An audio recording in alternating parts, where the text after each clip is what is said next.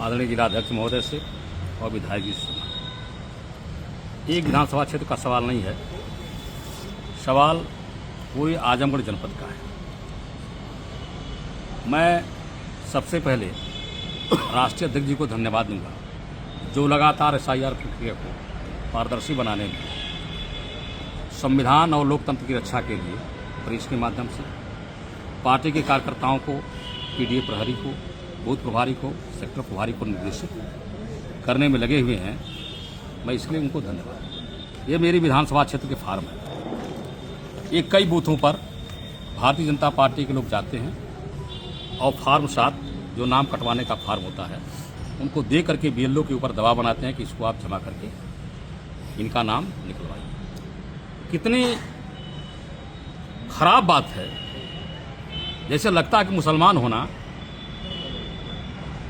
कितना खराब हो गया कि जितने भी नाम या जितने फार्म हैं ये सारे मुस्लिम मतदाताओं को टारगेट करके एक जात के लोगों को, एक संप्रदाय के लोगों को मतदाता सूची से बाहर किए जाने की साजिश हो रही है। हम जिला प्रशासन से लगातार इस बात की गुजारिश कर रहे हैं, लगातार मिलकर कर रहे हैं कि सवाल SIR के साथ, चुनाव आते और जाते हैं, सामाजिक सामंजस्य का भी सवाल है, समरसता का भी सवाल है, कानून व्यवस्था का भी सवाल है। अगर कुछ लोग इस तरह से गोलबंद होकर के लोगों को मतदाता सूची से बाहर करवाने का काम करेंगे तो जिन लोगों का नाम मतदाता सूची से काटा जा रहा है वह भी इकट्ठा होकर के प्रोटेस्ट कर सकते हैं, धरना प्रदर्शन कर सकते हैं, तो आपका पूरा चुनाव प्रक्रिया ही बाधित हो जाएगा। तो लिहाजा जिला प्रशासन को ऐसे लोगों के विरुद्ध कार्रवाई करना चाहिए जिनका भाई हम नेम बता रहे हैं कि फला लोगों ने घूम करके BLO को धमकी दिया।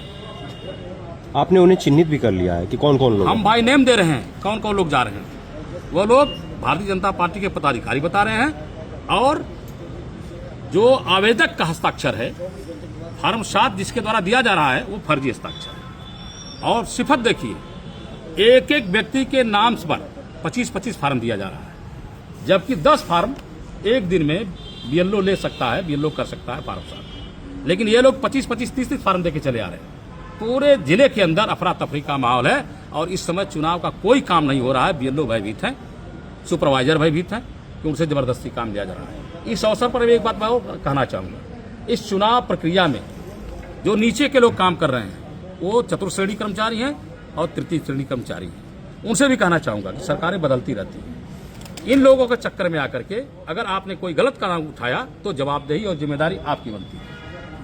ये कोई मामूली काम थोड़े है। आप पूरे चुनाव को बर्बाद करना चाहते हैं। इस तरह चुनाव होता है, चुनाव की एक स्वस्थ परंपरा है। तो जो लोग इस तरह का काम करेंगे तो उनसे मैं रिक्वेस्ट करना चाहूँगा कि इनके चक्कर में आकर के आप गलत कदम न उठाएं। आप स्वाभिमानी लोग हैं और निश्चित तौर पर न्याय संगत काम करें, ये उनसे मेरी दरखास्त है।